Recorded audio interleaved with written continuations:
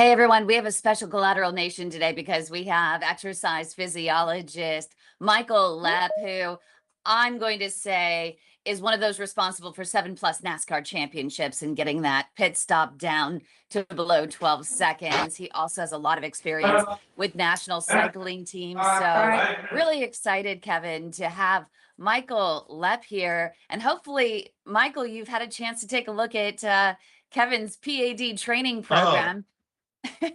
Well, I'm beyond impressed because, I've worked with post bypass patients many times, and I cannot recall one that has attained some of the things he's done so far. So, I know he's 7 weeks in and already 3 miles walking. Yes. And I'm glad I'm hearing that. He's doing the go slow before you go fast approach that I like to tout. So yeah, I've tacked in some very, very gentle hill repeats where I watch my pulse. I check my pulse and blood pressure when I finish the workout. I listen to my body very carefully. I know the plumbing system is still completely rewiring. It has to be really in place. So I don't want to blow a gasket. That's for sure. Very impressive. So how did you were training cyclists? What kind of cyclists? I mean, I've done a lot of cycling. I love cycling. Great sport. I understand you were a training cyclist. So what was that about? Well, it kind of started with the running, and the cycling boom kind of hit in the 80s. And I worked with endurance athletes, and cycling became a big part of that. And I started riding, and I met George Hincapie, and George Hincapie had moved to Charlotte. He is probably top 2, 3 American cyclists ever. And with Lance Armstrong's team, I won't go into that part, but Bobby Julich was also a teammate with Team Motorola, and Bobby developed a arrhythmia issue. And I was with a cardiology practice, and I brought him in, and he had a radio ablation, and he went on to finish 4th in Tour de France after that ablation. So I became kind of not only developing training programs for cyclists and working with their training, but also to this day, I still get contacted about heart-related, arrhythmia-related issues in cyclists, which are amazingly more common than you would think. And now with things like the Apple Watch, which can do a 30-second EKG and things like that, thankfully we're able to see those kind of things and get them referred to a cardiologist. So that was kind of, cyclists were quicker than runners to turn to physiologists to develop training programs for whatever reason. So, helped with their training programs and also medical issues. Yeah, I think maybe that's because of the nature of cycling versus running. Like I see running as addictive. You have to run, and if anything interferes with your running, you'll run anyway. Whereas cycling is more thoughtful. It's a battle against pain most of the time, but it's very controlled pain. So yeah, that could account for the difference between the two. Yeah. And as I say, I've written training programs for runners, but it seemed like the cyclists in the mid 80s into the 90s I looked into the science part. And I always tell people, when we hear about the P.A.D. stuff with cycling, obviously that became very controversial with Lance.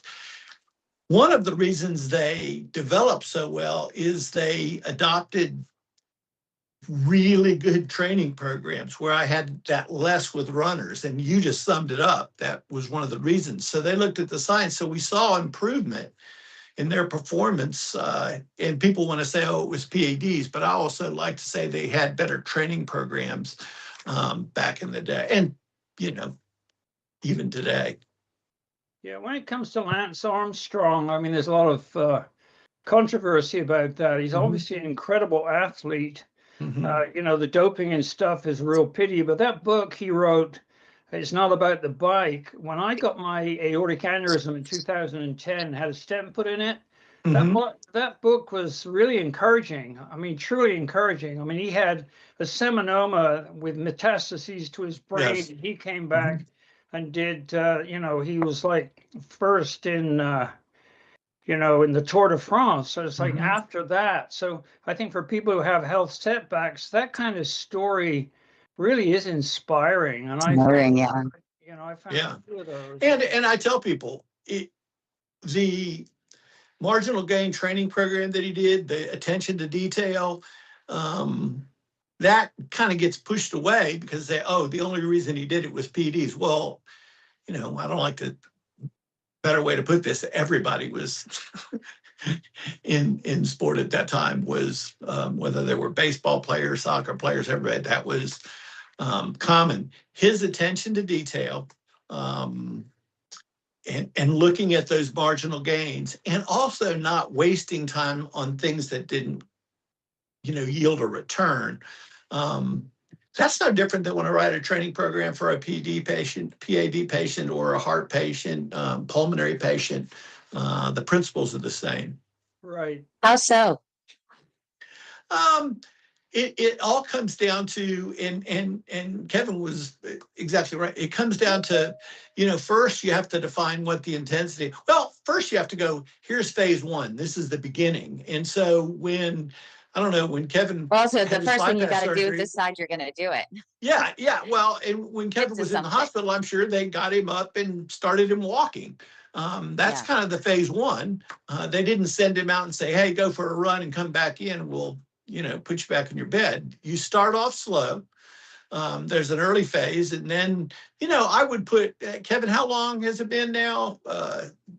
I'd say you're in that kind of 7 phase three. weeks. You're at Well, I that, mean, that, since the operation, it's 7 weeks. yeah. And so always tell people, at about 12 weeks, you should be ready to do, and Kevin should be ready to get back to what he was doing. There's a progression. And I always tell people that we're in this go hard or don't go at all mentality in exercise training right now. Everybody says, oh, I didn't go hard enough today. Yeah, that's not true. And you're building what I like to call right now an aerobic foundation. You're rebuilding that aerobic foundation, and it'll get to the point where you're doing that interval work with a couple minutes jog, 1 minute walk kind of thing, and then you'll be back in that. But that progression is no different than an athlete. In December, if you're a Tour de France cyclist, okay, your event is going to be in the middle of the summer. So if you're out doing high intensity in January, you're going to have a bad Tour de France. That's that foundation building. I always used to say, I used to be able to go on a bike ride with George and Bobby and those guys in the off season, and I could keep up. I was all mad because they were building that aerobic foundation with low intensity. And sometimes I think even our PAD patients, cardiac patients they go, hey, I'm not getting anywhere. I'm doing this 1 minute on, 2 minutes off, or building to that, and they think they're not getting anywhere. They are. They are. And Kevin, you had coronary bypass surgery, that, when it comes, because of blockages, that I don't know which arteries were blocked with you, but peripheral vascular disease, the bypass process is going to be the exercise program. Developing that collateral circulation It really with their exercise program. That's going to be their bypass. Right. Well, I knew it was coming because I've got hypertriglyceridemia. There were no drugs for it. I found that out in what was it, way back in 19 when I was about 30 years old, and I'm 82 now. And there was nothing except for I went to the library. There was no internet, and the only advice was very fatty fish. And that actually brought my triglycerides down from over 2,000 down to about 600. It was still kind of high. I came to the States. They wanted me to take a statin, but statins inhibit HMG-CoA reductase. They have little to do with triglycerides. I gave them a try for 2 months, and then I saw the muscle damage in a mouse of a statin, and I threw that away. And then just by chance, I got into Ironman training. My son went to Kona 8 times, and I went to one of his races, and I'm like, whoa, this is a great sport. And I started Tough Ironman. It race. took me about 10 years to work up to full distance. In my early 60s, and I was doing full distance training. I checked my lipids, triglycerides below 150, and HDL was 80. Wow. Purely because of training. And I knew that I would get P.A.D. in my heart eventually, because I mean, I kept it at bay for nearly 50 years. Right. And of course, I got older, my training got harder. I mean, I had to drop back for now to half Ironman, though I was third in the World Half Ironman Championships in 2023. But doing that with P.A.D., man, P.A.D. is relentless and painful. But you have to fight it like an athlete, and you are exactly right about that. And for any P.A.D. patient to succeed and overcome the challenge, they have to think like an endurance athlete. Right. And it really works. I mean, it just works. Right. The training template is the same. And once again, I go back to Bill Bowerman from, I think it was 1972, when he said, hey, everyone is an athlete. And it's so true. I mean, from PAD to CD, I know we have a live studio audience here, and you are all welcome to just jump in with questions. If you're on our YouTube channel at The Way to My Heart, make sure you do put your questions, your comments in the comment section, and our producer Joshua will get them to us, because we want to make sure everyone's questions are answered. I see Marina already has a question. Marina, go ahead and unmute and ask Michael Lepp your question. Good morning, everybody. So you had mentioned after a bypass, a transition plan or an exercise plan. Is that different? Is it specific to after a bypass, or is that something that, you know, we should all know already? Is it just starting slow, or is there more to it? No, I mean, I would say, now, if we look at Kevin was already, you know, was already active. The template was already there. You know, Kevin, you know, but if I'm myself, a 70-year-old, and I develop coronary chest pain, and I go in and, okay, I'm going to get bypass surgery, you know, it starts off slow. I recommend, and you know, this may be controversial, I recommend a formal 12-week cardiac rehabilitation program, which most healthcare providers, most healthcare systems have. And, you know, the first cardiac rehab program, let me tell you a funny story. This is 1977. Running was big. Jim Fix said the running boom was there, and I'm in school and I'm going to go out and run. And I ran on a track. For whatever reason, I don't like it now. I didn't go running in the neighborhoods or anything. I loved going to this track in Tampa, and I would go to this track, and I saw this group of people there at 8 in, you know, walking around the track. And then every lap they would come and get their heart rate checked. And at that time we did it with the pedals of the defibrillator. And I was like, what in the hell is going on out here? What are these people doing? And I talked to a professor friend of mine who was out there working with them, and Dr. Bob Beasley, and he said, oh, these are cardiac rehab patients. Now, you know, back then, bypass Bob wasn't Beasley, as common. like Robert Beasley? Yeah, Robert Beasley was my professor at University of South Florida. Oh, wow. And he said, these are heart patients. Most of them were post-myocardial infarction, post-heart attack at that time. And they were referred to the cardiac rehab program. And those were the early phases of cardiac rehab. We didn't have treadmills. We didn't have stationary bikes and things like that. So you did your work, and so in the 80s, I had my cardiac rehab program, and it was at a YMCA in a gym. Every morning, the patients who were referred were on a walking program in the gym, supervised, and we monitored them. And guess what? I found out with all the sophistication that we had a dietitian there, we had a psychologist there to help with stress management, we had the exercise physiologist, we had the doctor there. And guess what I found out? The best outcome, you know, I would interview patients at the end of 12 weeks and then follow up with them as they went home for their exercise program. I found out that the best part of the program was the interaction of the patients as a group. they helped each other as much as anything else. And so while these sophisticated exercise training programs, we put them on, it was that social group. And I gave them a name because we did it early in the morning. I called them the Dawn Patrol. And I'm still in contact with some people that had been in that. But the Dawn Patrol was that morning exercise group that we had all the sophistication and monitoring, but it was that group dynamic that really helped as much as it. And we had P.A.D. patients in there, and they were the toughest ones because a lot of them, when they started, they could walk one lap around the gym and they had to sit down, to recover. But by the end of the 12 weeks, they were able to do 10 laps before the discomfort exceeded that phase 4 level. And you could see the benefits in the P.A.D. patients before I could see in the cardiac.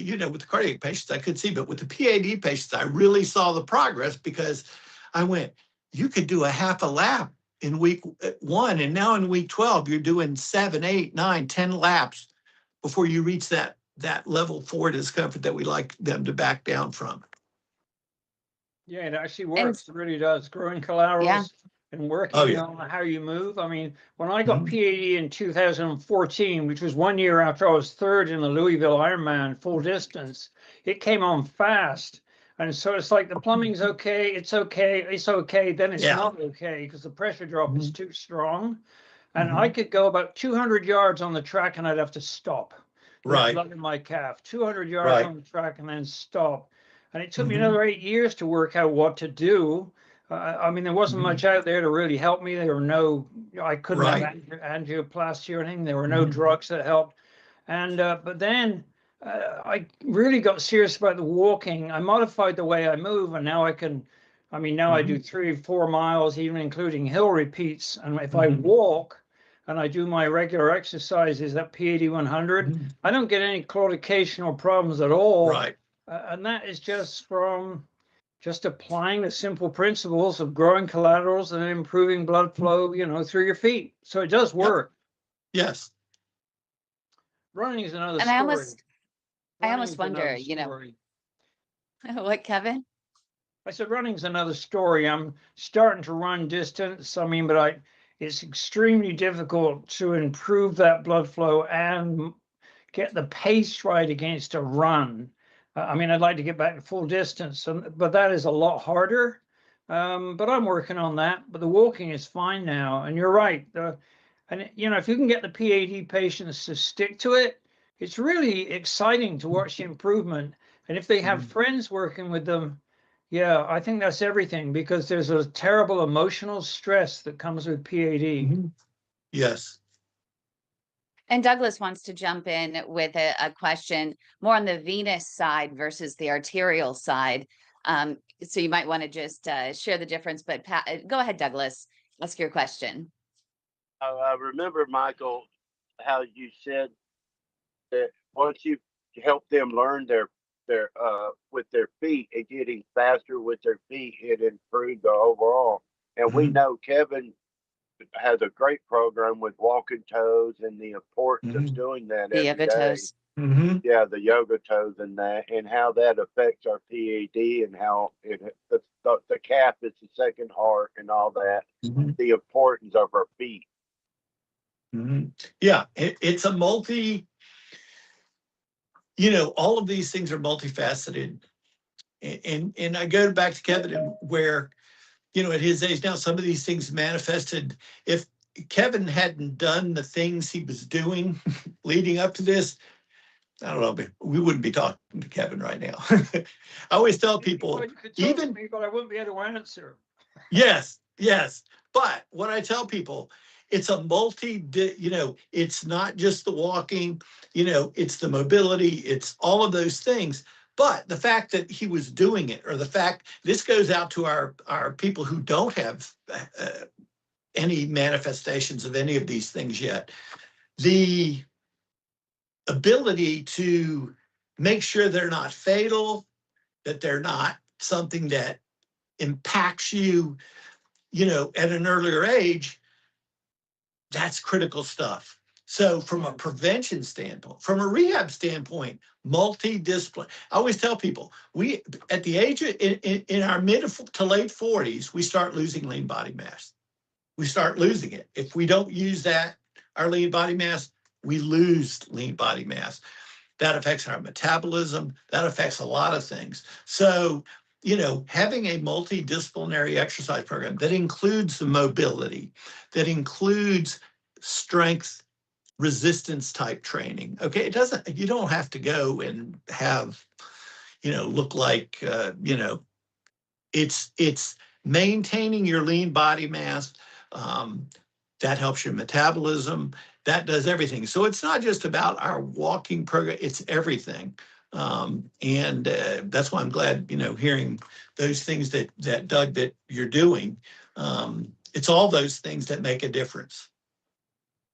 Yeah, I also think Yep. people need to understand there's a season to training, even for P.A.D. in the winter. The weather's cold and icy. Mhm. That's when you Yep. get into the gym and do some strength training. Yeah. Not to be like Arnold Schwarzenegger, but I was going to use Arnold's name when I was just talking. I'm glad Kevin did, I used his when I was into weightlifting back in my 40s with my sons. His training books for weightlifting were excellent, and he cross trained with swimming to make sure he remained flexible. So in the winter, you work on flexibility and strength. You also have to work on the run if you can. If you have a treadmill, that keeps you going. But then in comes the spring, and for me, signing up for races is what keeps me going. So you got Right. to find out what is it that motivates you. Not everybody wants to do races, but if you can find out what motivates you, then you'll do it. If it's just walking with the group, so be it. But Or I had people tell me, hey, I've got 6 grandkids and I want to be able to go run around with my grandkids, and I can't do that right now. I mean, it doesn't, like I said, it doesn't have, I find people that, Kevin, you're exactly right, that hey, here's one of my goals. This is my race. And that race may be I got to keep up with my under 10-year-old grandkids, which I couldn't, prior to starting this program. I also want to bring up one other thing that I think, we don't talk a lot about nutrition, but there's still a lot of evidence that there's some evidence that you can regress occlusions and blockages by making sure you get your lipids under control. And Kevin, you talked about that. You getting them under control. And sometimes people, like I said, there's some controversy about statins now and things like that. And sometimes when you have what we call familial hyperlipidemia, or the genetic, I mean, sometimes that may be the only option. But there's a lot of evidence that occlusions can regress by getting those values. What did you say yours was, Kevin, now? my triglycerides, when I discovered it in my 30s, were over 2,000. Yeah. And now you're saying, I think you said you're up under 100. That makes a difference. So I always tell people, and the same thing with an athlete. You've got an athlete that's going to the Tour de France and he's eating junk food and crap. That's the fuel that goes in your body. It doesn't matter how good a shape you're in. And I tell heart patients and P.A.D. patients, if you've got occlusions in these arteries, there's some evidence that getting values below a certain level can regress those things. So you got to pay attention to not just your exercise program, but also what you eat. Yeah, I think nutrition is really so important. Absolutely. Yeah. Exercise and diet. But you've been able, Kevin, to do everything with exercise and diet. And we keep driving home that point that, yeah, you actually can, taking raw cacao, using the right olive oil. I mean, those to me are just non-negotiables. I have them in our diet. I know that they work because my dad had a PET scan just recently and we made strategic changes. We have a dietitian who got her doctorate from Stanford, and so she was into all the advanced stuff. And she told him that we need to get rid of the seed oils. No more seed oils, no more canola oil, no more vegetable oil, only this one olive oil that's early harvest, hand-picked extra virgin olive oil. Also implementing the raw cacao into the diet, some moringa tea, So there are things that can actually really, really help you. And they're small changes, right? Michael, you're not going to just out of the gate make extraordinary changes because you're not going to stick with them. So doing things little by little by little can build you up to the place that you want to be. Yeah, we like to say, even in our elite athletes, it's a lot of marginal. Isn't this one, oh, we found this big sweeping thing that's going to change everything? No, there are marginal gains. Bill Brailsford, who's a British, has worked with cycling teams, and I think now he works with one of the professional soccer teams in England. And you find out that there are marginal gains. There are little things. There's the nutrition part. There's the stress management part. I found that a lot of my patients were, they managed stress by eating badly. And one of the things that got them off their exercise program was not being able to, so now you're here seeing things I'm seeing in a lot of elite athletes. It doesn't matter, breathing programs and that are designed to, kind of clear the mind. They help you think more clearly and enable you to be more compliant with your program. We have Pam who has a question, and then we'll go back to Douglas. Pam, go ahead. Where's Pam? She put it in chat, so I'll ask it for her. My doctor recommended a cardiovascular rehab program with an exercise physiologist for 12 weeks.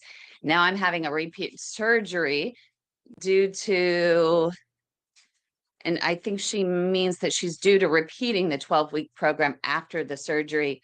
She wants you to talk about the mechanism of action by which the collaterals are built through this process of walking. Well, let's look at collateral circulation. So, we have, and if you can do it, so you can go online and put microcirculation, and you see all these tiny, you think, how could that little tiny, how could that occlusion, that tiny vessel cause this discomfort? Well, it can. In fact, people with coronary, and I will tell you, Kevin, it's the same thing. One of the things that all of his training and exercise did was help develop that. And I would argue that if he hadn't developed those things, that his outcomes wouldn't have been as good. So, but guess what develops collateral circulation also? A blockage. Sometimes they'll look at a peripheral vascular disease and they'll see all these vessels, but sometimes that just can't keep up. Ultimately, when you, and it's called ischemia, if you block, if the demand for oxygen in a muscle to contract, it has to have oxygen and a fuel, fat or carbohydrate. To contract, it's got to be able to deliver oxygen to combine with those things to allow a muscle to contract. Well, actually, the disease process itself tries to save you. It develops its own, but it's usually not enough. Whenever you start an exercise program, you make that muscle demand more oxygen. And it tries to figure it out itself. And it says, okay, I next time that person goes out and walks 3 miles per hour on a grade up that treadmill, I've got to be able to meet that demand. And so what it does is it starts to grow a collateral circulation. It starts to develop those tiny little vessels which are going to feed that area. And so the training adaptation of the development of collateral circulation is probably the most important part of your training program, your rehab program. It starts that process. It's 12 weeks. It's the first 12 weeks of a training, 12 week of a training program, because the hope is you'll learn in that 12 weeks what are the things I can do at home. Now, we developed that last phase of cardiac or pulmonary or peripheral vascular rehab is called phase 3. Phase 4 is you can stay and exercise with these people on your own. That's what a lot of programs do. They say, if you think you need, then you can remain in the program as a phase 4 patient. Some programs can't do that, but finding a walking group, finding a group you can go with continues that growth of that peripheral vascular circulation. And same thing with the cardiac.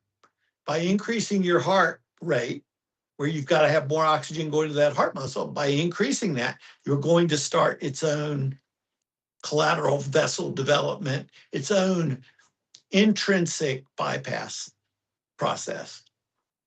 Yeah, by the way, Michael, it turned out my right heart I found in the cath lab was running 100% on collaterals. The coronaries Yes. were completely Mhm. blocked, and I didn't Mhm. notice any problems with right heart function. Mhm. It's just the collaterals couldn't keep up with the demand of the left heart. Yes. Yeah. It ultimately will catch up with you, but I would argue too that once again, one of the positive benefits of cardiovascular exercise, if you had not been doing the exercise you'd been doing in that collateral circulation, you could have had serious, serious consequences earlier. Yeah, I mean, Yeah. when I saw my blood lipid profile in my 30s, I know I'd be lucky to survive my 40s in terms Yes. of pancreatic Usually function. when you have familial or hereditary genetic hyperlipidemia issues, the consequence is usually a cardiac event in your 40s, late 30s and 40s. That's how rapidly it can progress. So I was saved by fish oil and Iron Man. They came Yes. together to keep me going Yes. in my 80s. Yes. So I'm one lucky And I guy. can't believe he's, hey guys, I cannot believe he's 80 No. something. I need to, Right. yeah. And so one more question in regards to the collateral vessels, then I'll get to Douglas. I'm sorry, Douglas. Just one of the ways in which we think about it, I think people can relate to, you mentioned Arnold Schwarzenegger and other bodybuilders. And I, correlate like the, building the collateral vessels just simply to reroute around blockages to that of these bodybuilders. They're building muscle. Well, how are those muscles getting fed with blood? Right? It's not the main arteries. It's the Mhm. collateral It's vessels the that are collateral growing through the vessels. process, right? And it's not, I'll have people say, oh, look at the veins sticking. No, these collateral vessels, you couldn't see. That's, they're, we have a tendency to look at blood vessels here in my arms and, that type of thing. But these tiny vessels are not even visible, to the naked eye a lot of times, but they still deliver oxygen and clear waste products from the muscle. Oh, that's amazing. Go ahead, Douglas. So that's great. Go back to the weight training, because I hear this sometimes in the program.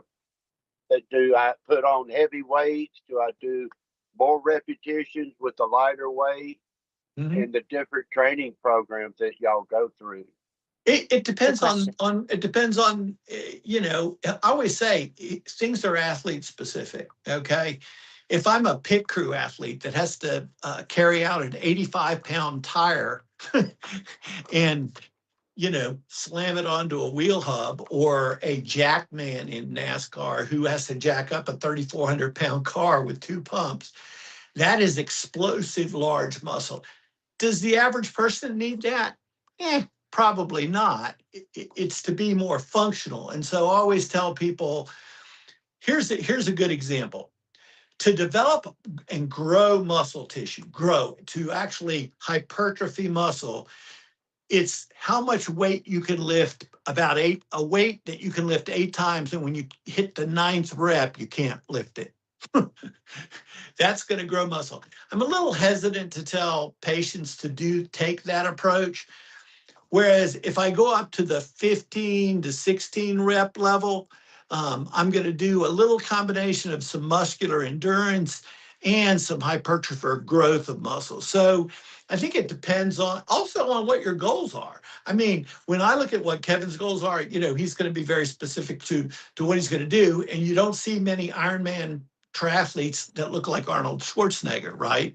That's a different sport. It's a different, way you're doing things. So, I think, taking that, higher rep level, and what that does is it keeps you from losing muscle mass, which I told you, after 40, in your mid to late 40s, all of us start losing muscle mass if we don't, use it. So use it, or what? Lose it. Lose it. There you go. somebody would catch on to that. But it doesn't necessarily mean that I've got to, if I look at my pit crew athletes, it's strength and power. It's explosive muscular power to slam that 85-pound tire onto a wheel hub, or get that car off the ground, you know, a foot and a half off the ground, with 2 pumps of a jack. And you gave the So, example of the tire that you're throwing in, and you're like, okay, we're gonna do 8 reps, and it's really that 9th rep. And when we're working with P.A.D. patients, we say the same thing though. It's just as you would do just that one more rep, just that one more rep. You need to take that one extra step, because that's where the work is really happening. That's where the difference is being made. Is that true? Yeah, and like I said, it's relative to what, you know, go back to, you know, I've got a, you know, 20-pound grandkid that loves to be swept off the ground and held. Well, that's a rapid 20-pound lift, right? And, you know, it's the practical things you do in life, and it's also what is the work you do. What if you want to get back to work and there's a physical nature, sometimes customizing or being specific to what that person does, and sharing that with the exercise physiologist. Hey, you know, I need to get back to work, and I lift heavier things when I go to work. So tailoring your training program to what your lifestyle and those type of things is critical. Douglas, go ahead. Other part. Yeah, that was the other part, Kevin. And I think I remember hearing you talk about, does your training differ for your cycling than it is your walking or your swimming, or does that one specific training cycle help all of those physiological aspects of your training? Oh, you're talking about how I use the weight room in order to complement my swimming, biking, and running? Yes, sir. Yeah, well, the thing is, I mean, I have a background in weightlifting. I could bench press 90-pound dumbbells in my 40s. I can't even lift a 90-pound dumbbell now. It's a different world. I do, you know, high reps, low weights. I always superset my routine. I try and get a bit of a cardio workout in the weight room. It keeps me busy, so I do that by supersetting. But for instance, you need a strong upper body for both cycling and swimming, but they also need to remain very flexible. So if you start going into heavy weights, I mean, I do almost all my training in the weight room with 5 and 10-pound weights, period. I sometimes might go to 15, but that's unlikely. But I will use swim cords for strengthening my lats for the swim. So everything is tailored. When it comes to cycling, you've got to really focus on your glutes and your quads, but you also have to make sure that the opposing muscle group is equally strong, as you'll tear something. That's why I always do active isolated stretching. I much prefer that to, you know, the long stretches. And I'm sure Michael could comment on the optimal stretching routine. And they call it stretching, but it's really lengthening. All this stuff has to be incorporated into kind of a strategy. And a lot of that depends on how body aware you are. You have to listen to your body. So when I'm in the weight room, I might do some lat work with machines, but it's always light and high reps. But then I'm in my 80s. Now, if I was in my 50s, I might be a little bit more intense, and I'll be hitting it harder. But I think as we get older, it's safer to drift from intensity to endurance training. I mean, on my website, I show a P.A.D. 5K. One was intense and one was endurance. And the intensity only gave me 5 minutes over the 5K. And endurance, I could keep going for ages. If I did intensity, which means taking me up to a level, what I call a maximum level pain of a 5, of level 5, I had to keep stopping to relax my muscles and get blood back in my muscles. So using pain as a measure is pretty important. In my coaching, my coach back in my 60s, I guess, he would send me to the lab and have me get a lactate threshold done regularly as part of my training.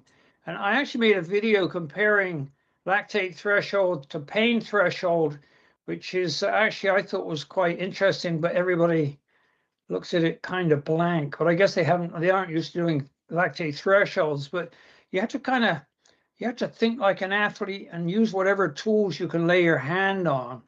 And so for P.A.D, the measure is pain level. In the weight room, it's always low weights, high reps for me. But don't forget, I'm an old guy, so I have to be careful.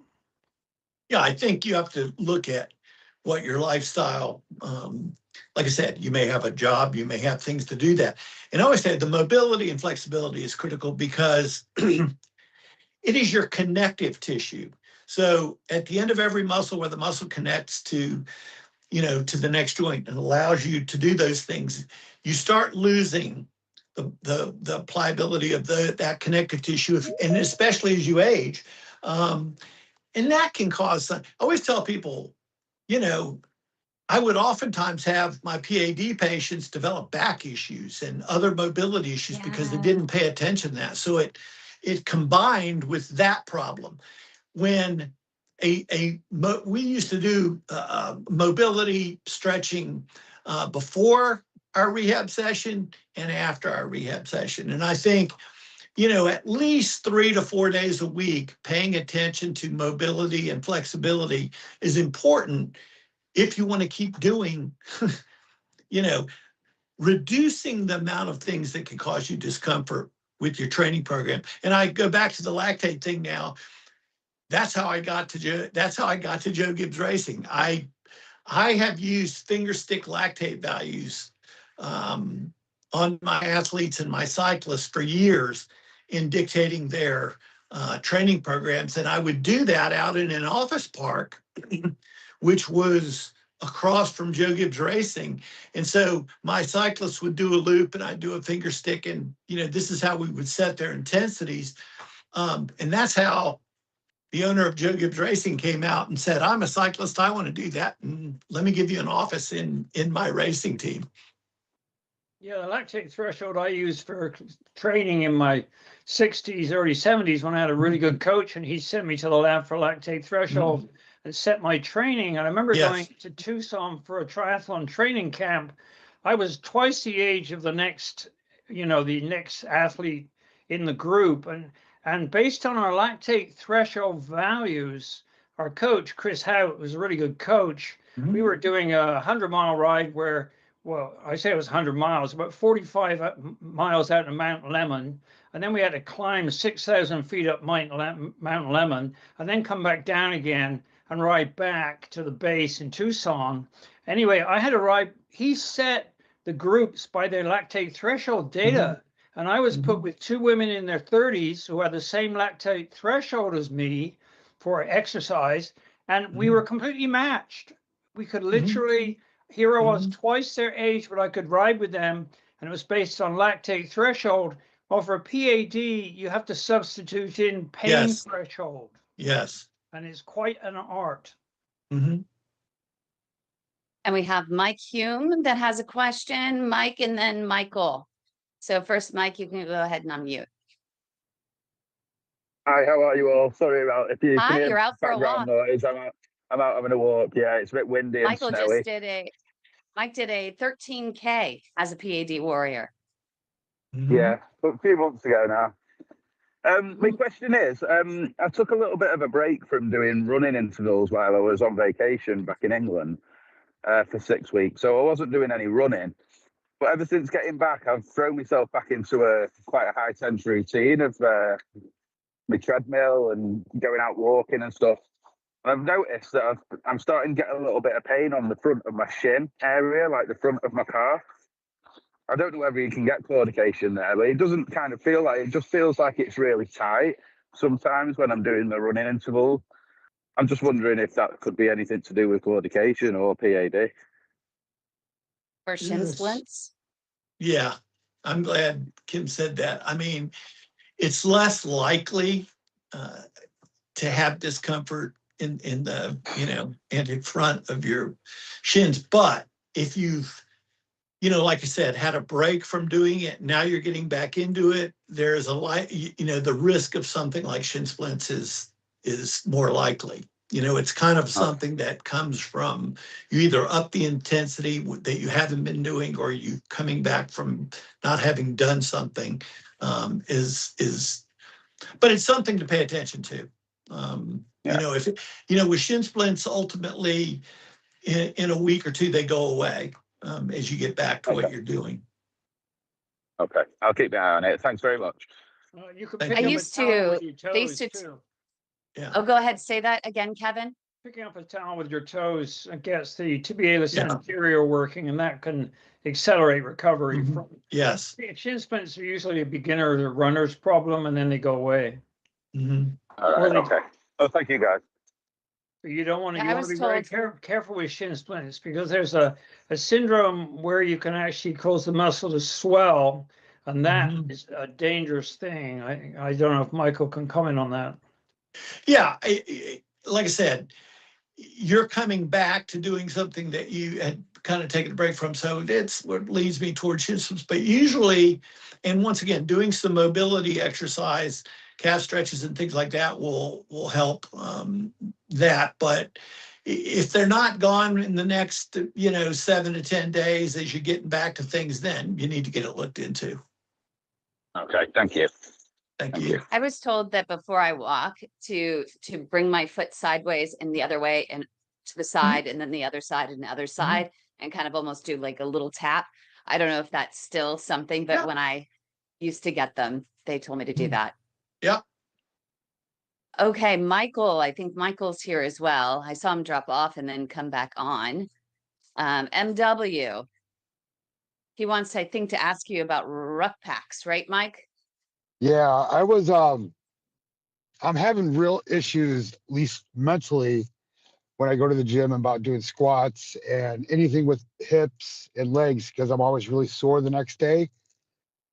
So would a good weighted vest or a heavy backpack replace a squat for at least walking? Yeah, I always remember that walking, and this is the interesting stuff that happens these days, that rucking has become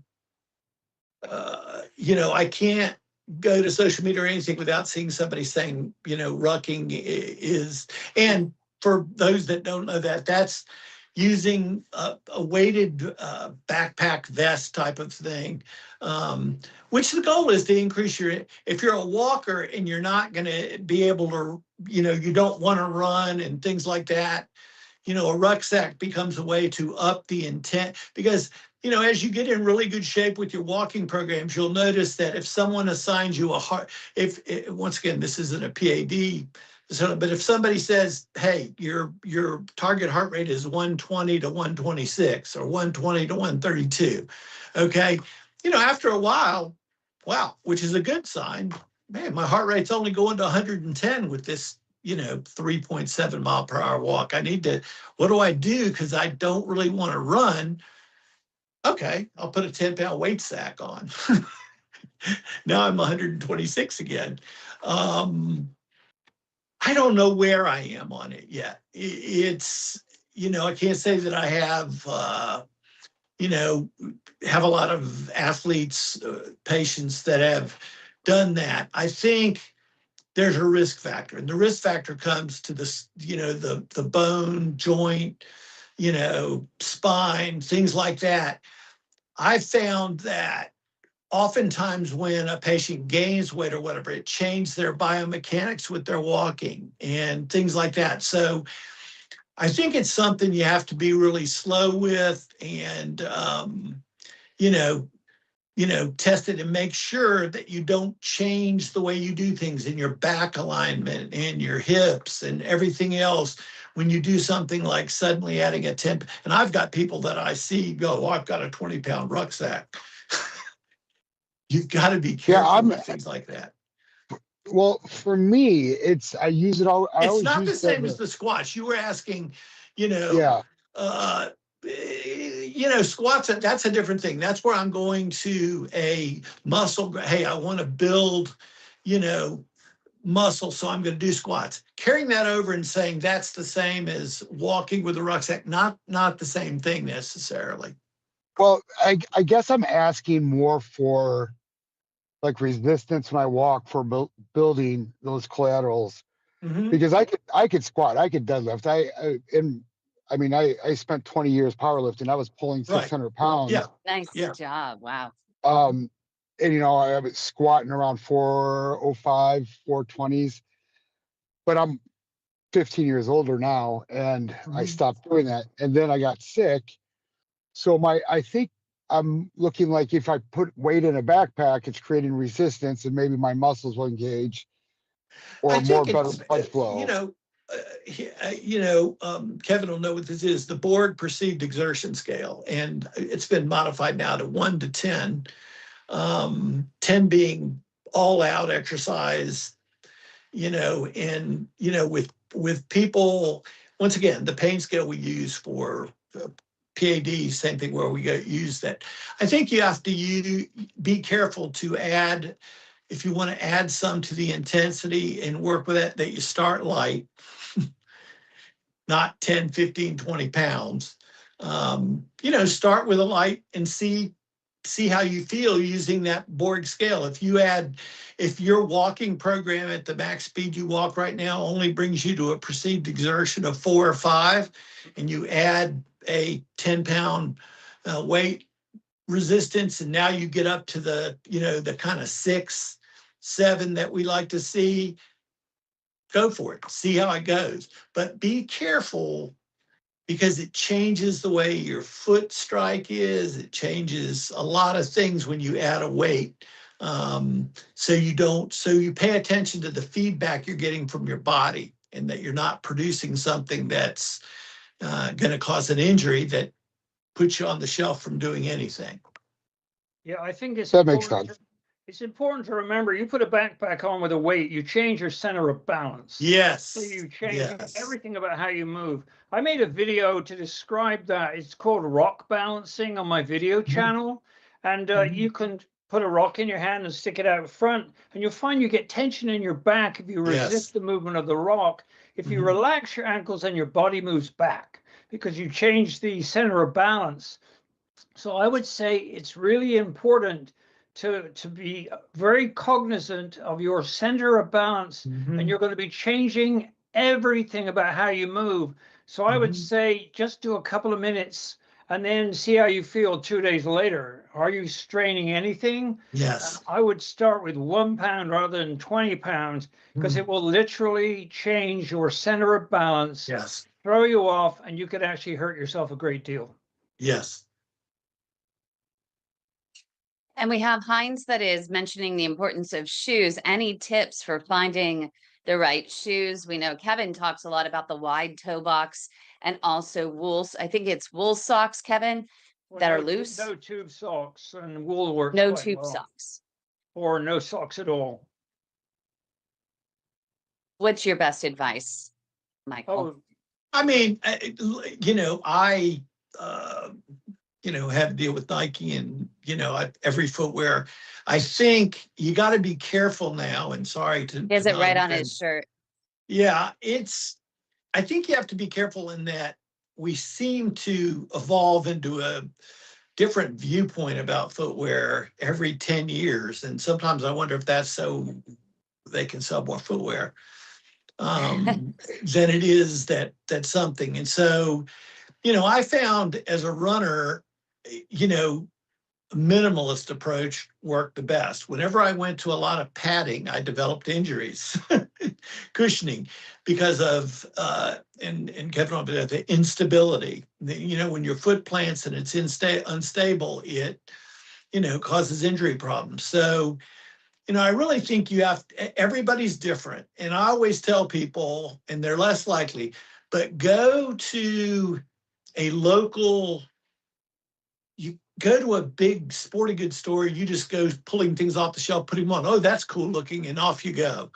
I still have a couple friends who have running stores, Fleet Feet here, and they actually use video and things to analyze your foot strike. I'm a 4-foot striker, always have been, has never changed. And the muscle biopsies, I'm a fast twitch athlete, and I'm a 4-foot striker. And everybody's kind of different. Some people pronate, some people supinate. And I think you need to know those things, from my opinion, to choose shoes, and going to a place that has professionals to fit and look and see what your foot strike pattern is like before you buy a shoe. And get a shoe, it doesn't matter what brand it is, Adidas, Nike, whoever, they all have shoes that are, straight last, curve last, more cushioning. Get a professional to look at that if you're starting a program, rather than, oh, I like that cool new. I'm looking now in runners that Nike sent me a shoe that looks like two huge balloons under your feet. And I'm actually 5'10", but Wow. I'm 6 foot when I put those shoes on. So No I way. don't know about that. So anyway, it's just my viewpoint. Let somebody, I can look at somebody walking and generally see whether they're a supinator or a pronator or, 4-foot strike. And, Kevin could say more to that, but I think you need a shoe that matches your strike pattern. Yeah, and you can determine that by running over a sand pit.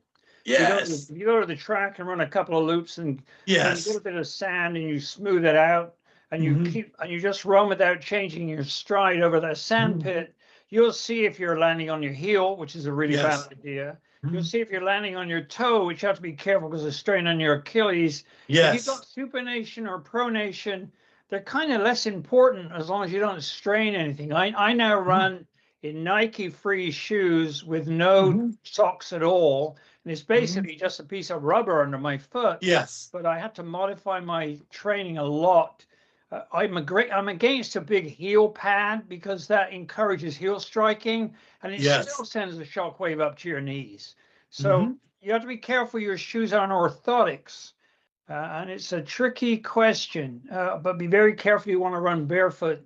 I'd stick to grass and sand if I were you. That's a Yes. whole nother story because you remember that book, Born to Run? It was great, but people took it and they started running on the roads with bare feet and no. Oh, No, no. no. That was a huge mistake, but it made a lot of Yes. business for podiatrists and people like that. Yes. Yes. Yikes. I want to go back to the back issues because we have a couple of questions just in our Facebook about because most of our PAD patients also have lower back issues as well. I don't know if they're related, but you have degenerative disc disorders, you have compression, you have spinal stenosis. What are some ways in which these patients can get out and continue to build their collateral vessels in their legs when their back has become a huge hindrance? It's a big issue, and a tough one because, some people say, okay, well, now I'm going to, and I will say this, there's more modalities now that, than just, but ultimately, why is walking good, whether it's a cardiac patient, PAD patient, whatever, because that's what we do.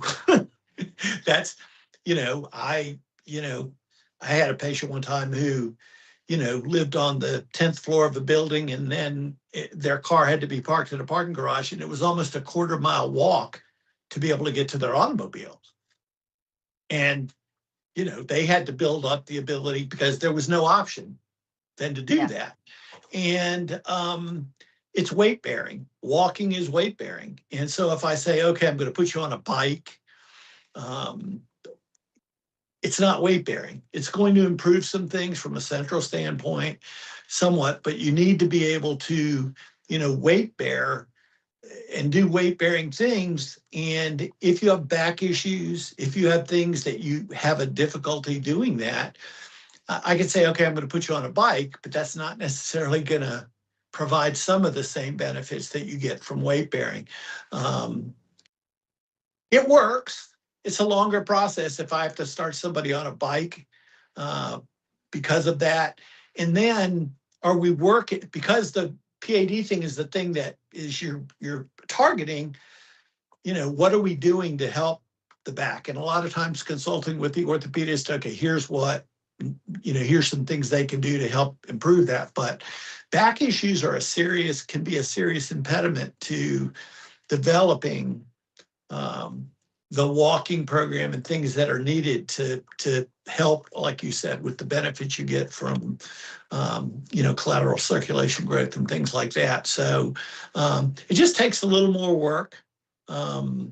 Back issues are probably, even in my cyclists, believe it or not, well, if you see how you sit on a bike and, on a racing bike and things like that, back issues can be a real nuisance to things at times. I think one of the commonest causes of lower back pain, especially in P.A.D. patients, because pain creates tension and tension spreads, is tightening of the hip flexors, especially the psoas muscle, which insert on the lower back. And so you get pain in your lower back, but the actual problem is really in your psoas. Correct. And you can get that, you have to get that to let go. One of the keys to that is a strong core. If you have I have a trick where I can assess my current core strength. If I stand on one leg and pull my right knee across in front of my pelvis, it locks my pelvis in place. And if my balance improves dramatically, I have a weak core, because the core is one of the keys to good balance. And so if it's a psoas muscle, fine, you can fix that as long as you know how to do it. But if it's, if it's a disc or one of those other things, that's a whole nother story. So number one is you need a diagnosis. And so you can check your your psoas muscles just by pushing your thumb down on the inside of your iliac crest, and you'll see and feel if it's tight. And of course, then you have to make sure you balance your pelvis and all that stuff. So yeah, tight psoas is one of the commonest causes of lower back pain that often gets misdiagnosed, I think, by doctors. And I will tell you this, if you go to the human performance side of my PITS teams and the PICRU teams, the number one, and you have a multidisciplinary team, you have the coach and, probably the number one thing on the multidisciplinary team was the physical therapist. and we brought in a massage therapist and a physical therapist, because the number one problems we were running into were the things Kevin was just talking about. They are in the gym, they're doing power-related, explosive strengthening. The number one impediment was an issue was orthopedic issues. And Bill Heisel, my good friend, physical therapist, he developed, mobility programs and stretching, which is what I call proactive medicine, not reactive medicine. And proactive medicine says, I don't want to develop. So one of the consequences of heavy strength training and power training is the things that Kevin's talking about. You get imbalances in areas. And we brought in a mobility specialist and a physical therapist that did proactive stretching and mobility work that helped avoid those problems proactively, back issues and things like that. Yeah. And also, I want to go back to the cycling, because we do get a lot of questions about the cycling, and you were mentioning the importance of weight bearing. We get asked all the time that hey, I walk all the time. I don't understand, I walk a lot at work and I still ended up with P.A.D. So how is it that walking is going to be the cure for me? Because I walk all the time, and now it's led to me struggling with walking, and you're telling me to just keep walking and I'm going to improve. Why can't I go cycling? Why can't I go swimming? Why can't I do a rebounder? I don't understand. Why do I need to walk? And to our response is, well, if you want to improve walking, you got to walk. It's because of impact stress. You don't have the impact stress on a bike or a treadmill. Right. So the bottom line with P.A.D. is that impact stress of your foot landing on the ground. That's why low impact running or walking is so important. Would you agree, Yes, Michael? absolutely. And it's one of the first things they teach you in exercise physiology is training specificity. I can take a Tour de France cyclist. I could take Tadej Pogacar, and I can take him and I say, I'm going to put him on a treadmill and do a treadmill test. And he'll come out mediocre on the treadmill. Now, he'll do great when I say mediocre, but compared to somebody who's won the Tour de France, what, 5 times, 4 times? No. Why? Because he doesn't do weight-bearing cardio. He does cycling. Same thing. If I take a runner, an elite runner, and put them on a bike, they don't use the quads like a cyclist does. They're not going to do it. Now, the engine part is there. The heart, stroke volume, things like that are there. But those muscles don't get used. So the quads, get used pretty extensively in glutes on a bike.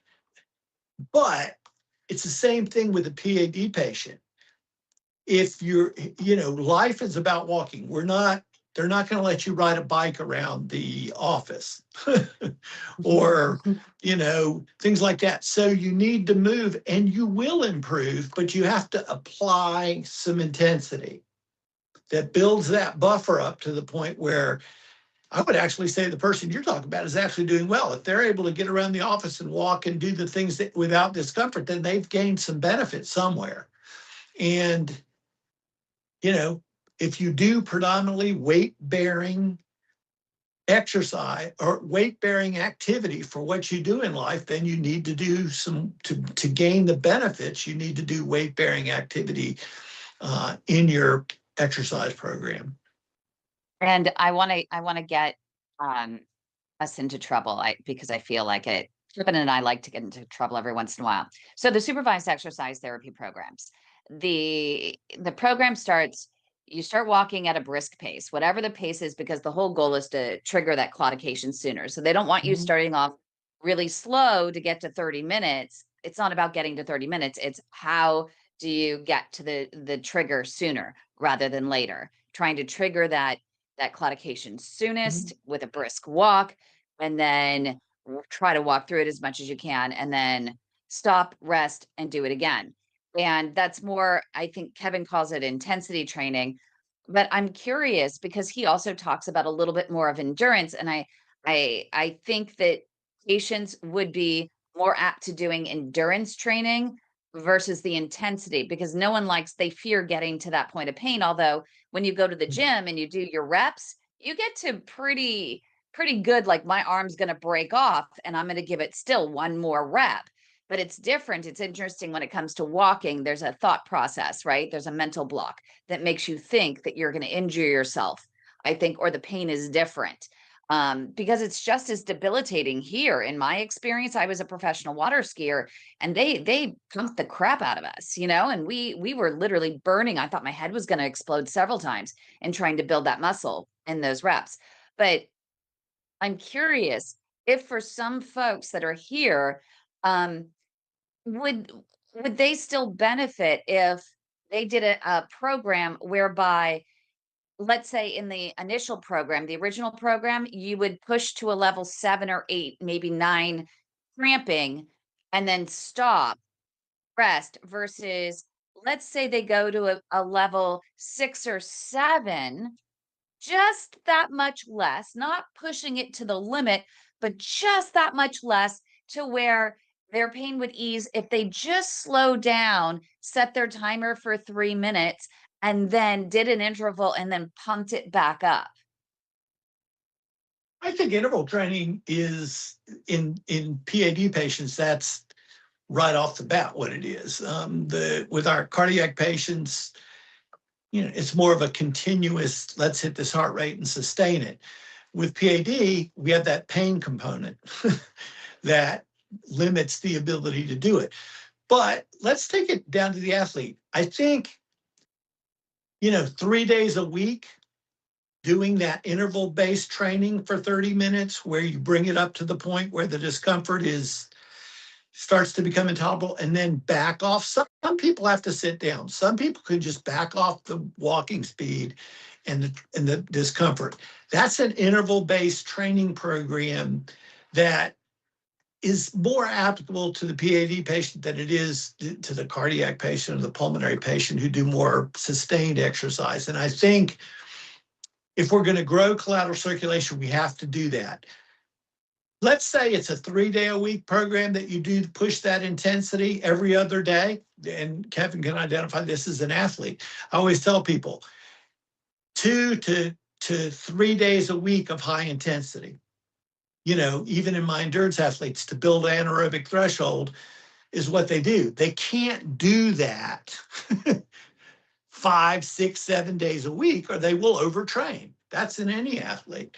And I think in P.A.D. patients, you know, 2 to 3 days a week where you push that intensity to get up to that level of discomfort and back off and do that, you know, for 30 minutes is good. I think then on other days, just easy walking that doesn't get you up to that intensity is okay. But I think, you know, the 3 days a week of pushing, if we want to increase the point at which you develop discomfort or the speed at which you develop discomfort, you need to do those interval-based days. I'm not sure if that makes sense for everybody. Anyone have any questions about that? So maybe map it out for us a little bit. So let's say 2 to 3 days a week, what are you doing? And then what are you doing the other 2 to 3 days? I think a 5-day-a-week program for P.A.D. patients is a goal, okay? 3 of those days, say Monday, Wednesday, Friday, I'm going to do that. I'm going to push up to a pain threshold and back off. And, you know, if that Back means, off or stop and rest? Back off or I stop think and it depends rest? on your level of discomfort. I think a lot of times early in the game, patients might need to sit down, okay? Ideally, you know, let's say their their discomfort hits at 2.5 mile per hour walk. I know we're not mentioned, but you can test that on a treadmill. You know, that after 2.5 minutes, they reach the point where they've got to either slow down or stop. Ideally, it's a slow down and you just back off to an easy walk and it starts to dissipate. And the moment that dissipates and you're about a minute or two, pick it back up again. and do those repeats. Initially, it's probably a 20-minute day. And then ultimately you get up to 30 minutes. But let's say your rehab program is Monday, Wednesday, Friday. On Tuesday and Thursday, you know, you're at home. Hey, I'm just going to go do some easy walks and not reach that discomfort that I'm reaching in my program. You know, so it's an easy day. I'm going to go easy. I'm going to, you know, walk around the house. I'm going to walk, you know, and I do that easy recovery day. And ideally, initially, that's the 5-day cycle I like to see. And Michael has another question here. How do we recover? Is it I don't know what he means there, my RE, if an active recovery, or is it an eat and relax type of recovery? I'm not sure what he's asking. Michael, you might have to rewrite or jump in, even though it's noisy, because I'm not quite sure. I think he wants to What? know the difference between passive and active recovery, and Okay. they are very different. One is resting, and that's passive Mhm. recovery. The other is a low level of exercise that gets the muscles moving for recovery, but you're not actually really training them to go get stronger. And the balance of active and passive recovery is pretty important, as is the understanding the difference between intensity and endurance training. Once you get a feeling and you know what that is, then you can build the right balance.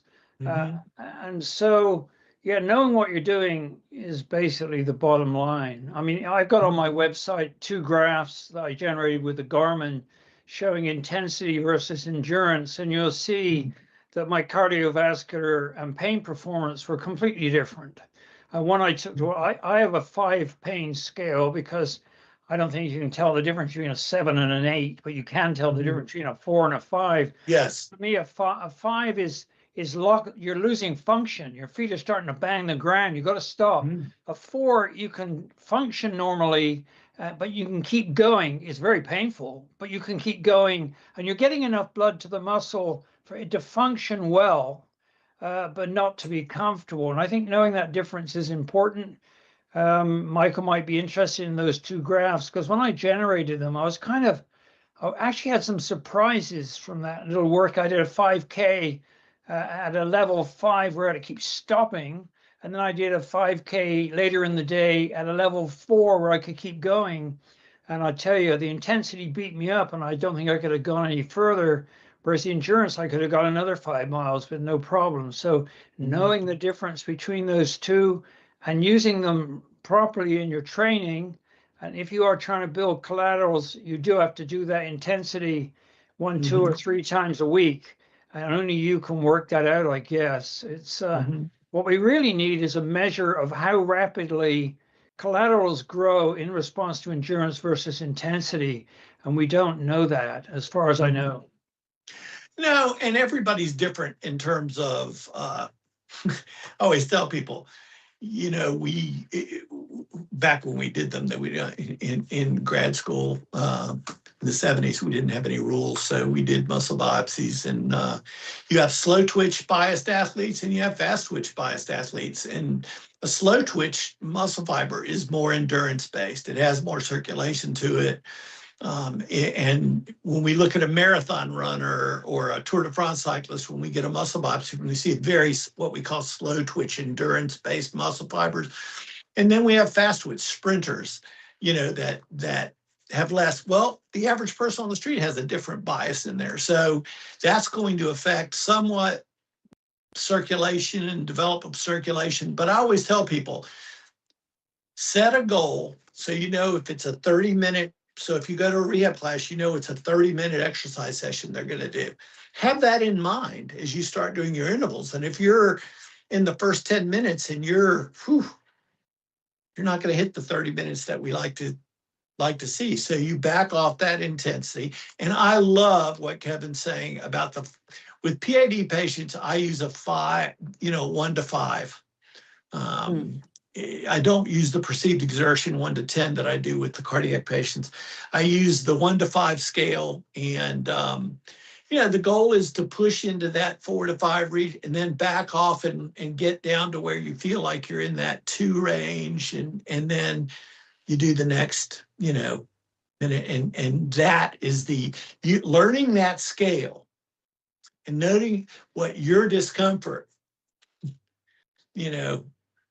level is, and learning that scale is critical to providing these intervals, because we do believe that collateral circulation is driven by the ischemia produced, the lack of blood flow in that interval. We think then that stimulates the growth of that collateral circulation. So being able to push into that 4 to 5 for a minute and then backing off. And like I said, some people have to sit down after that. Some people, can continue, gradually slow down to the point that they, that discomfort goes away or gets down in the 1 to 2 range. Wow. Carrie, you're out there. You've been walking the whole time. What are you at, 90 minutes now? I'm My impressed goodness. with Carrie. I'm looking at it, Right? and I'm impressed. I'm I'm tired watching you. She's going at a pretty good this has clip been great. too.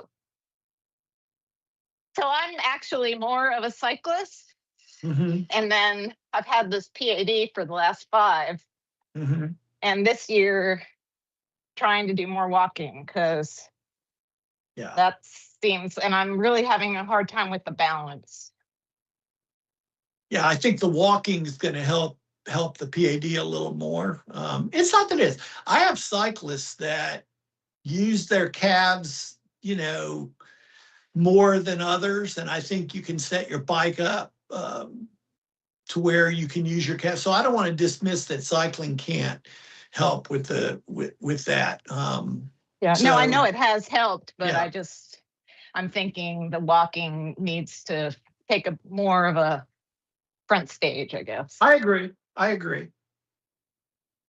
But yeah, my left calf is noticeably smaller than my right calf.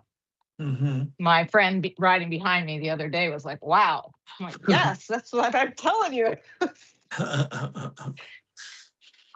Yeah, I mean, Yeah, and it's amazing that you can, because it does with PAD for the most part, you end up with one leg that is typically worse than the other. And you have, is it the muscle degradation over time because of the lack of blood flow? And is there any hope that through a training program that they can build that up? I would imagine it would have to be an uneven. Yeah, I mean, yeah, and sometimes that's some strengthening. What happens is you become biased as there becomes some discomfort, develops on one side, you become more biased in the way you walk and things like that. So you get some hypertrophy or drop off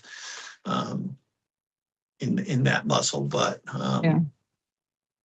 And back to what you were talking about earlier about backs, because I kind of went through a back thing like I was a runner, and then I started to have this back issue, and that's what kind of led me to cycling. I think the back and the PAD were related. I just didn't know it at the time. But so the cycling helped me, like I gained weight through the back issue. And then it was so painful, hard to walk. So the cycling did sort of bridge me, help me lose the weight that I could then start back to at least, walking again. Yeah, Kevin can say this. Multidisciplinary cardio, that's the one thing I always got from triathlete. I had people who ultimately had to swim or at least walk in the water. With our cardiac patients, we had, water walking, waist deep and walking that took the weight off of, displace the weight off the back and everything. So I think having a multidisciplinary program like you're doing is a good idea. Yeah, and if you want cardio, if you have PAD, you can't really get anywhere near your lactate threshold. So you have to have an alternative. I use water running. Yes. I don't use a floaty. I've got a video on how to do it. And an hour or two of that can really kick my ass. And also, climbing, biking, if I go out on a 50-mile ride, I get a pretty decent workout. And that keeps my cardio up, which is obviously quite important. So that balance is important. One thing to remember with cycling, if you decide to get into it, a bike fit is more important than components. It is everything. Absolutely. And the most injuries that I see from my athletes on the bike is they weren't fitted properly on the bike. So once again, I go back to the same thing with the shoes. If you can go to a retailer that has someone who knows how to assess your foot plant and things like that, it's the same thing on the bike. Height, knee over spindle, and things like that. It's very, very important. Yeah, and you get a decent bike fit for $200 to $300, and I know people bought a bike for $300-400, and it fitted them fine. And others, it was a nightmare. I mean, I have two custom bikes. One is is a titanium alloy, and the other is carbon fiber. But I really prefer the titanium. It has a better spring to it. But both of them are custom fit bikes. When I got my first custom fit bike, I tried it for a 20-mile ride. I was fine. 3 days later, I did a 60-mile ride. I had no problem in my back. Everything was great. And you can get a bike that just a little bit too long in the top bar, and you will have back problems. You will have all sorts of trouble that sometimes doesn't kick in till you hit about 100 miles. Whereas with a custom bike, you won't have any. It's like the bike isn't there once you get going. Absolutely. Well, thanks everyone for joining us. I'm wondering, can we put Michael on the spot and see if he wants to come back next week? Oh, sure. Absolutely. Really? That would be amazing, because I'd love to address the first chapter in Kevin's bike, to get people to a place. We have different people in different phases of their journey. And I think the first part of his book is really important, where you've got to let go of the past, what you could have done before, with him and having the cabbage. We have also Marina here that had things she was doing, then she had a procedure, and it kind of actually set her back, which is why we tell people, to try and walk as much as you can before. But we want to kind of reach people where they are. as well, who came in earlier. Mike went on vacation. He's got to start a little bit over again, somewhat. And he's like, oh my gosh, I can't do what I was doing before the vacation. So it's how do you get rid of that mental block and forget about the past and start in the beginning and set realistic goals and just go from where you are. And it's about, Kevin, and correct me if I'm wrong, but it's applying the stages of grief, right, to your program so that you can let go of the past and move forward in your journey to persevere. Yeah, you got to grieve the past, let it go. When I had my aortic aneurysm in 2010, I knew it was going to interfere with my cycling, especially slow me down because I'm a non-compliant stent. And I had to let go of that. I could sit around and kind of moan and complain about how I can't do what I want. And then I'd imagine, think of those guys you sitting in a bar saying, I played football when I was 18 and I did this and I did that. And here they are destroying their bodies in their 50s. That's a damn waste of time. I'd rather work with what I have. So I think that's important. And another aspect of it is you have to get to know your mind, be body aware and mentally aware. I think what helps me most is helping other people. And regular meditation really helps a lot. But I think that's maybe that's a subject for a psychologist. But I'm sure Michael has encountered people who struggle with hanging on to the past. Oh yeah. And dealing with discouragement. And like I said, I've had, athletes. I go back to Kyle Busch, who won a championship in 2015.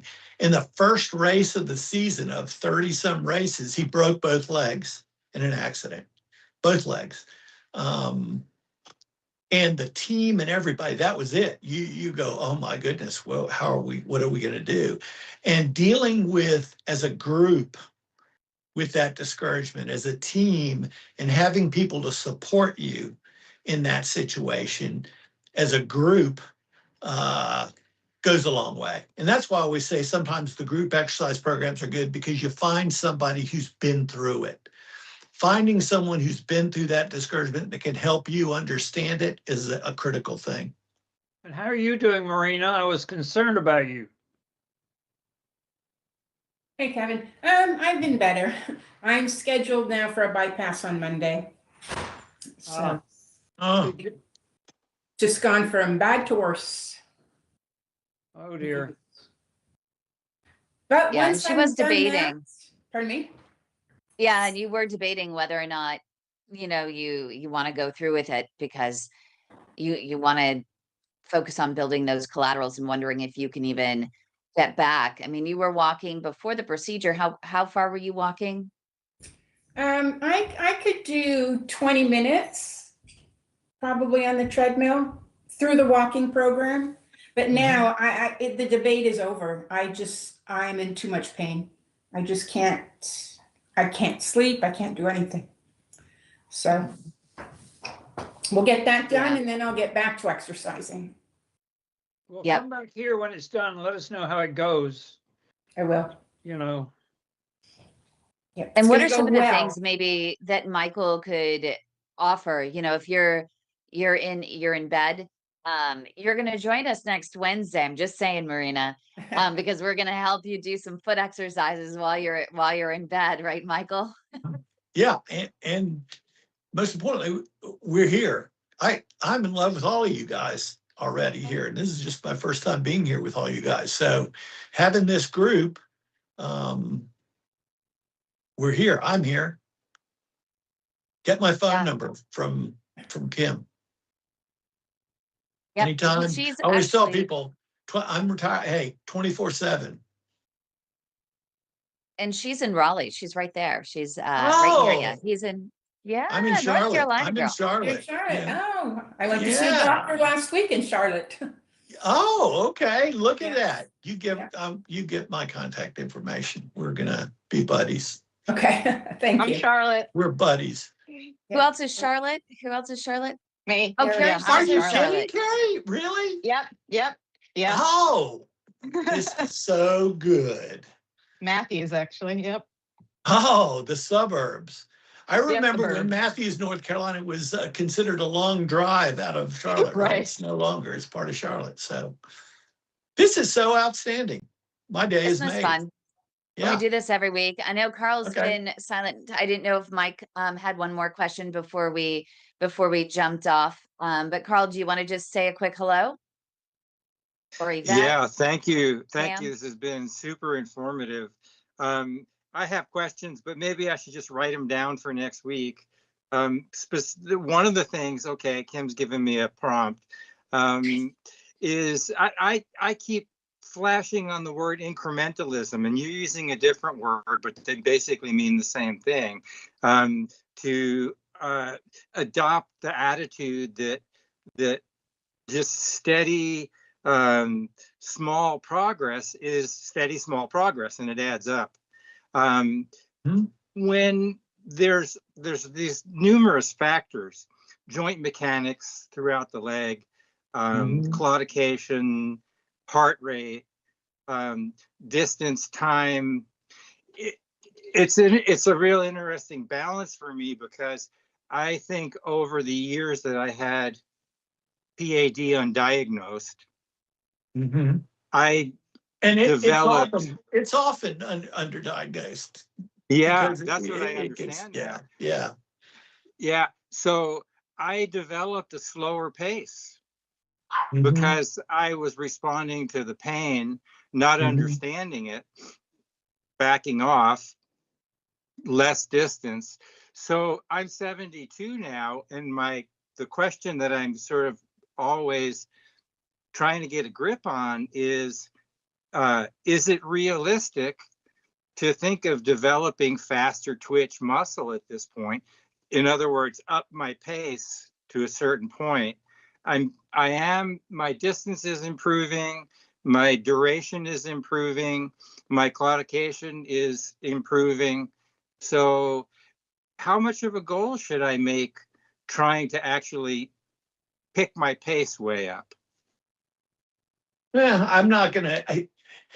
A lot of times, you need to sit back and embrace where you are with it, because everything you just described right there, I'm sure Kevin would agree, is what we'd like to see in everybody that starts the program. And so, I'm going to be careful how I say this. The science says that maintaining where you are, you can even do a little less. It takes less to maintain where you are. But if you're a goal-driven person, you want to look at, hey, I want to see some more progress. I've kind of plateaued here. And that's sometimes where I will look at some different modalities, some different ways. In other words, I give somebody a training program, and here's the 8 strength training exercises that I give them. But sometimes they say, well, I'm bored. Well, there are 60 other things that can do. And so oftentimes every 8 weeks to 12 weeks, I give them some different things to do and a different approach to doing things. So, but every now and then sit down and breathe and realize where you are and what you're doing is way beyond what most people would do. Give yourself a pat on the back. When you get older, and I mean, I'm getting older now, I guess. If you could maintain the same pace from one year to the next, you are actually making progress. And Absolutely. you don't realize it. Yes. You're fighting entropy and staying where you are, which is harder and harder. If you want inspiration, you look at Robert Marchand, a French cyclist. He's on YouTube. He went and trained for 2 years, and he improved his velodrome pace by 10% between the age of 100 and 102.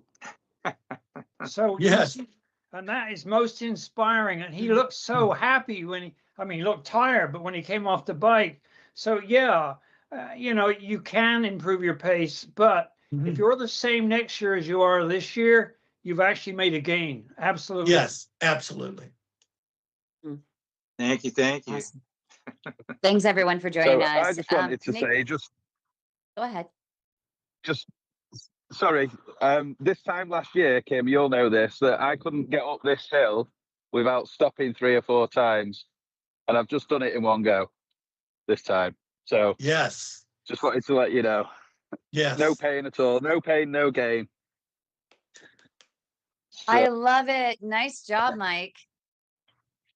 That's Thank you. incredible. Well, I hope Keep everyone going, can join everyone. us next week. This has been incredible. Next week, let's all together let go of the past and let's start moving forward. So, Michael, I'm thinking, is there a challenge? Are there things that they can think about before next week so everyone maybe comes and is prepared with maybe something they've tried or something they want to talk about? Yeah, What questions they might I have? always say, come up with something you've always wanted to ask and have it. And, I always say there's no wrong questions in this, in human performance. There's, new things. So anything, and I'm going to be, thinking about you guys. And go North Carolina. We got a whole North Carolina group in this. We really do. It was not on purpose. And Doug, I still, he's my man. I love watching Doug down in Texas. I know you should actually maybe one of these days, maybe after we're out here, there is a benefit to joining our live in studio audience. Those folks that are Yes. on YouTube. We love you Yeah. on YouTube. We'll get your comments and such. But if you're in the live in studio audience, we have everyone on camera here. And Douglas, I might give a little tour of his tiny house that he's done with his own hands, Oh, which has yes. been incredible. So And Carrie, I'm up in the Lake Norman. We're going to have to get together. And, that's normally a 20-minute drive, but in Charlotte, that's 2 hours probably now. But I need to get up with Carrie. I get up that way quite often. I would love All it. right. All right. what would be great is to And get a you- GoPro and have you guys cycling Yes. together. That would be really fun. Yes. Yes. That would be amazing. And the great Yeah. the great thing about this is y'all think about this is the inspiration that we give each other and the Yes. support and the hope and the courage. I just answered the hotline and it's like the doctor told the lady, if I don't do this stint, you're going to lose your leg or you'll end up dying. Mhm. And it's like the insanity that we live with P.A.D. and how we need to be able to encourage each other and give Mhm. each other hope, courage, and strength. Yes. And know that, you know what? If Kevin can do it, I can do it. If Mike is doing it, I can do it. Mhm. And, look at what Carl goes through. And I think about Marina every day and what she has to go through. And every step I take, it's like for her and for all the others that took steps for me when I couldn't take the steps. Mhm. So it's an amazing group, and we love Kevin. Now, his politics are another thing, but we love Kevin, and it's a great group. Are And you talking about me or a different Kevin? a different Kevin. And And we Marina, love- hey Marina, you get my contact. I'm here for you. You're going to do good. Thank you. You're going to do good. We're going to get you through. Well, thanks everyone for joining us. Make sure you go to youtube.com/the @, the way to my heart, get notified. Michael Lepp's going to be back next week. We're so thankful for him volunteering his time to be here to support you. and to keep us all in line. Thanks everyone for joining us, and we will be back next week. Thank